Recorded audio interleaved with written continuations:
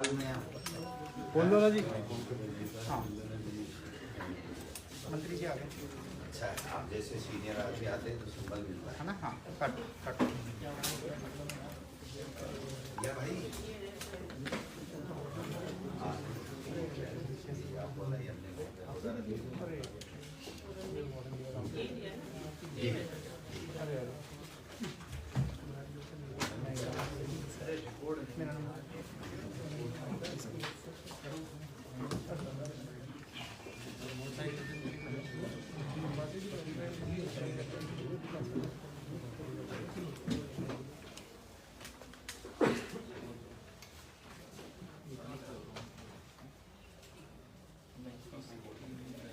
नमस्कार।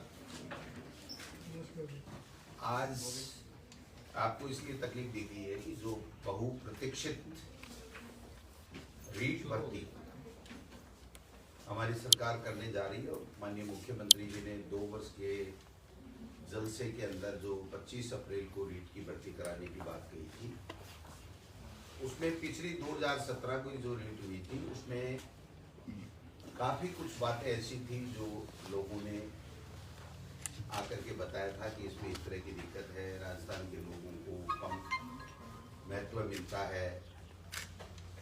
कई डिमांड्स थी जो रीट परीक्षा देने वालों की, उसको देखा गया। कई जो वीकर सेक्शन हैं उन्होंने ये कहा था कि साहब इसमें हमारी दिक्कत आती है। तो इन सब चीज़ों को समाहित करते हुए हमारे प्रमुख शासन सचिव महोदया ने और सभी अधिकारियों ने काफ़ी मेहनत की और माननीय मुख्यमंत्री जी तक काफ़ी दफ़ा चर्चा हुई। उसके बाद में आज हम लोग माध्यमिक शिक्षा बोर्ड को जो नोडल एजेंसी है रीट भर्ती कराने की, उसको जो विज्ञप्ति भिजवा रहे हैं, उसमें जो प्रमुख संशोधन पिछली रीट के बजाय किए हैं वो मैं आपसे शेयर करना चाहता हूँ इसी के माध्यम से। 2017 में जो रीट कराई थी पिछली सरकार ने, उसमें सबके लिए रीट की न्यूनतम अंक 60% था, केवल SC ST के लिए 36% था। लेकिन हमारी सरकार ने काफी लोगों की मांगों को देखते हुए जो और वीकर सेक्शन है उनके अंदर जो न्यूनतम 60% है उसके अंदर छूट दी है, जो मैं आपको बताना चाहता हूँ। अनुसूचित जाति जनजाति में जो नॉन TSP है उसमें पहले 60% थी, अब उसको 55 किया गया है। और जो TSP हो चाहे 2017 हो, अब वो जो न्यूनतम SC का जो है वो 36% था, उसको 36% रखा।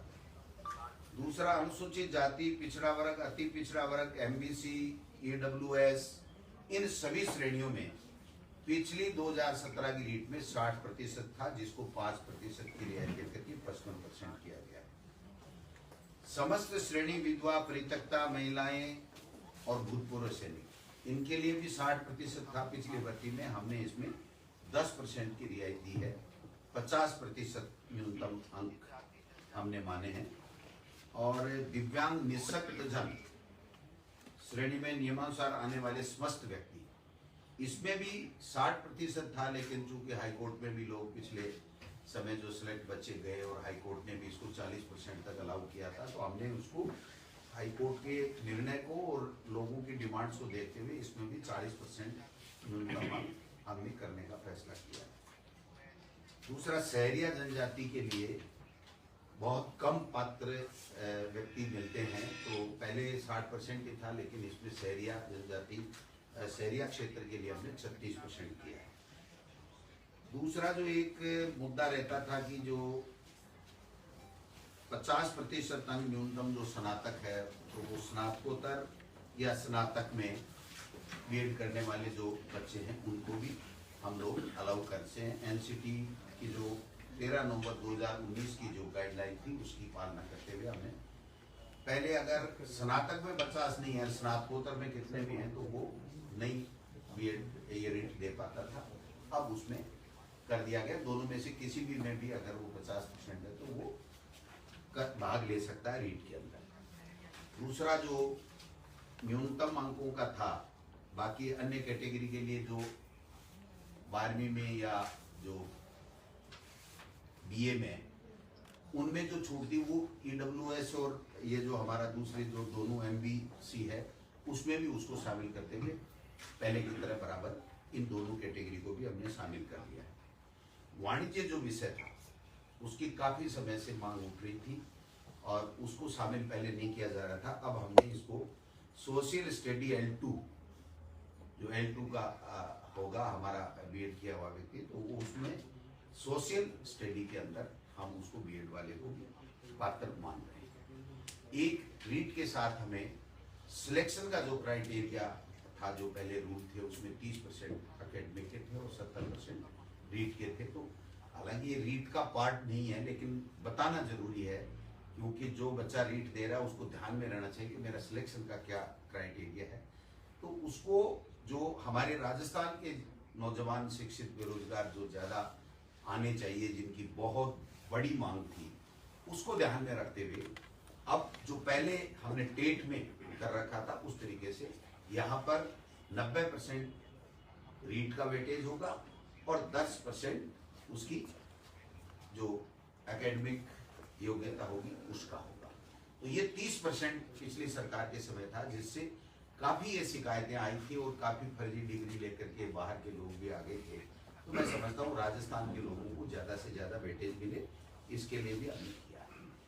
एक जो राजस्थान के बेरोजगार बच्चों को ज्यादा से ज्यादा मौका मिले, इसलिए 2011 में पहले जो सिलेबस बना था, तो इसमें जो NCT की गाइडलाइन है उसमें है कि प्रचलित पाठ्यक्रम के हिसाब से आपको सिलेबस देना है। तो हमने दोबारा से सिलेबस तैयार करवाया माध्यमिक शिक्षा बोर्ड की टीम से, और उस सिलेबस में हमने राजस्थान को जहां जहां हमारी पुस्तकों में राजस्थान है वहां पर राजस्थान को सबसे ज्यादा, राजस्थान की भौगोलिक स्थिति, संस्कृति आदि चीजों को हमने भूगोल, इतिहास, कला, संस्कृति सबको वेटेज देते हुए सिलेबस का निर्माण किया है। और जो सिलेबस है वो भी हम रीट के साथ या 1-2 दिन में जो भी माध्यमिक शिक्षा बोर्ड उचित समझेगा तो उसमें वेबसाइट में साथ में लगा देगा, जिससे वो बच्चे अपना अध्ययन कर सकते हैं। बाकी जो मोटा मोटी चीज है, एक बात कंफ्यूजन चल रहा था कि B.Ed वालों को L1 और L2 दोनों में लिया जाएगा, नहीं लिया जाएगा। NCT की गाइडलाइन का हमने अच्छे तरीके से अध्ययन किया है, उसमें राज्य सरकार के ऊपर छोड़ा गया है। और एक शर्त ये भी है कि अगर कोई B.Ed किया हुआ व्यक्ति L1 देता है तो उसको 2 साल के अंदर अंदर ब्रिज कोर्स करना पड़ेगा 6 महीने का, और वो ब्रिज कोर्स उस संस्था से करेगा जो NCT के द्वारा मान्यता प्राप्त संस्था होगी। ऐसी संस्था राजस्थान में आज की तारीख में नहीं है। और B.Ed के बच्चों को चूंकि फर्स्ट ग्रेड में, व्याख्याता में, सब में मौका मिलता है, तो BSTC का बच्चों को केवल L1 में मौका मिलता है। तो जब राज्य सरकार का क्षेत्राधिकार पे उनके विवेक के ऊपर छोड़ा गया, तो इसलिए राज्य सरकार ने दोनों वर्गों का ध्यान रखते हुए BSTC के बच्चों का, वो जो DLED जिसको बोलते हैं, उसका भी ध्यान रखा है और B.Ed वालों का भी ध्यान रखा है। तो L1 है उसमें केवल DLED यानी BSTC के बच्चे आएंगे और L2 में B.Ed वाले बच्चे आएंगे। एक और महत्वपूर्ण निर्णय मैं इस मौके पर मैम को भी धन्यवाद देना चाहूंगा कि जब बोर्ड से फाइल आई कि साहब 1.5 या 2 के लगभग उन्होंने फीस कर ली थी, तो इनका ये सुझाव था कि मंत्री महोदय हमको कोरोना के समय ध्यान रखना चाहिए और इस फीस को नहीं बढ़ाना चाहिए। तो हमने ये फैसला किया है कि 2017 में जो रीट में जो बच्चों के लिए परीक्षा शुल्क था रीट देने का, वही शुल्क हमने रखा है, उसमें 1 पैसा भी हमने नहीं बढ़ाया। बाकी बोर्ड का जो टेंटेटिव कार्यक्रम है वो कल आ जाएगा, वो अपने हिसाब से करेंगे। लेकिन जो हमारे पास में आया है लगभग 11 जनवरी से जो ऑनलाइन आवेदन इनके लेने का उनका टेंटेटिव है, इसमें परिवर्तन हो भी सकता है, वो बोर्ड का काम है।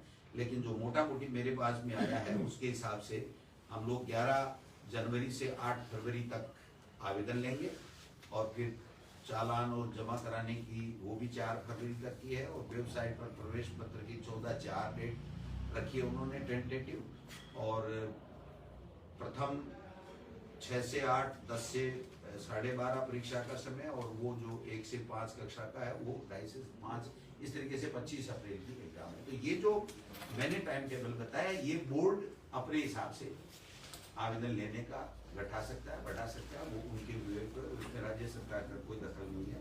हम केवल ये जो छूट दे रहे हैं या हमने जो नए निर्णय किए हैं, जो हमारे शिक्षित बेरोजगारों की ऋण देने वालों की जो मोटी मोटी समस्याएं थी, उनको काफी जद्दोजहद के बाद में काफी विचार विमर्श करके पूरी तरीके से एनसीटी की गाइडलाइन के हिसाब से हमने इसको दुरुस्त किया है।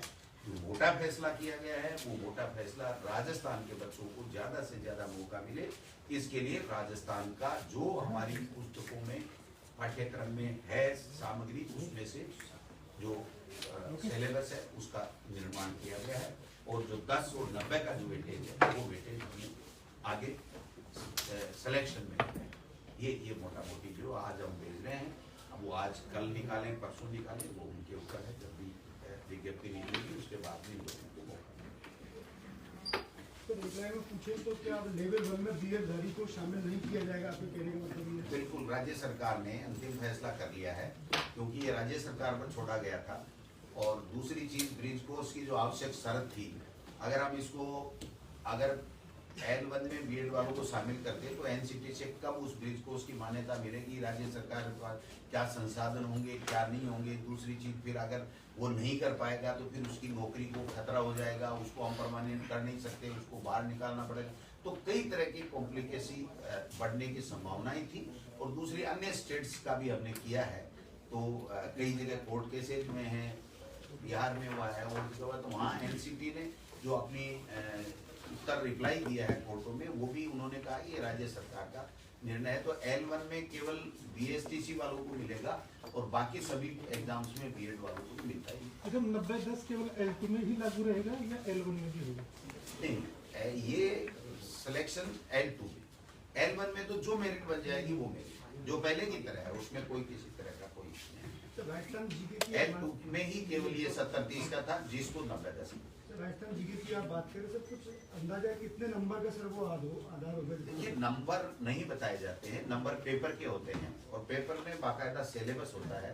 और सिलेबस जो 2-3 साल से जो प्रचलित पुस्तकें हैं, उसमें से देख करके बाकायदा सिलेबस बनाया गया है। और वो ये सिलेबस इस विज्ञप्ति का हिस्सा होगा, वो बाकायदा बोर्ड की वेबसाइट पे होगा, बच्चों को अच्छी तरह से दिखेगा। और जो सिलेबस होगा उसके मुताबिक प्रश्न पत्र बनाने वाली जो भी गोपनीय जो शाखा होगी, वो जो एक्सपर्ट होंगे, वो सर विज्ञप्ति कब तक जारी होगी? विज्ञप्ति हम आज भेज देंगे, आज रात को भी हो सकती है और कल भी हो सकती है। आप तो लेट रात तक जगना। सर रीट 2016 वालों की भी एक बहुत बड़ी मांग है, हाईकोर्ट की सिंगल बेंच और डबल बेंच ने फैसला दिया वेटिंग सूची जारी करने के लिए, तो ये इसका कब तक क्या टेंटेटिव? देखिए, 2018 का तो हमने निर्णय कर लिया, L1 और L2 दोनों का वेटिंग लिस्ट जारी कर दिया। लेकिन चूंकि कई तरह के ऐसे प्रकरण हैं जिसमें वेटिंग लिस्ट का है, तो कई हाई कोर्ट में है, कई सुप्रीम कोर्ट में है, सुप्रीम कोर्ट में स्टे मिला हुआ है। तो इसकी हम लोग समीक्षा करेंगे अधिकारियों के साथ में बैठ करके, और जो यथासंभव सरकार के बस में होगा, जो कर सकती है सरकार नियमों में रहते हुए, वो करे। सर यही उनकी समस्या कि 2018 वालों का तो कर दिया लेकिन 16 वालों को नहीं किया, और SLP भी जो है सरकार वापस नहीं ले रही है। इसको एग्जामिन करवाएंगे, इसको मनन चल रहा है, और इसको एग्जामिन करवाएंगे कि हमारी क्या लीगल पोजीशन है। क्योंकि जब एक बार सुप्रीम कोर्ट में जाने के बाद में जब स्टे हो जाता है वहां पर प्राइमा फेसी, तो थोड़ी सी दिक्कत आती है। लेकिन फिर भी मैंने मुख्यमंत्री जी से कल परसों बात की है इसके बारे में, तो मुख्यमंत्री जी ने शायद ट्वीट भी किया था कि हम लोग ऐसी भर्तियों को कोर्टों से निकालने के लिए भी कोई गंभीर प्रयास कर रहे हैं। तो मैं समझता हूँ इसमें आगे चल करके कोई रास्ता निकले। सर स्कूलों को खोलने की कवायद की अभी मीटिंग भी हुई थी, लेकिन 15 जनवरी तक टाल दिया गया। क्या कुछ सर कुछ फीडबैक आया इस तरह के नहीं खोलने चाहिए स्कूल? पहले ये थे कि 4 से 5 जनवरी के बीच में खोले गए। मुझे जो लग रहा है कि अब कोरोना कम हो रहा है, तो सरकार इसके ऊपर गंभीरता से विचार कर रही है। काफी स्टेट्स का अध्ययन किया गया, और जो केंद्र की SOP है उसको भी देखा गया। स्कूल खोलने का मतलब है स्कूल भी खुलेंगी, कॉलेज भी खुलेंगी, तो कोचिंग भी खुलेंगी, तो इसका सारा प्रभाव देखना पड़ेगा कि कितना क्या कोरोना का प्रभाव रहता है। लेकिन अब मान के चलिए कि 14-15 तक कोई न कोई अंतिम फैसला होगा। Thank you.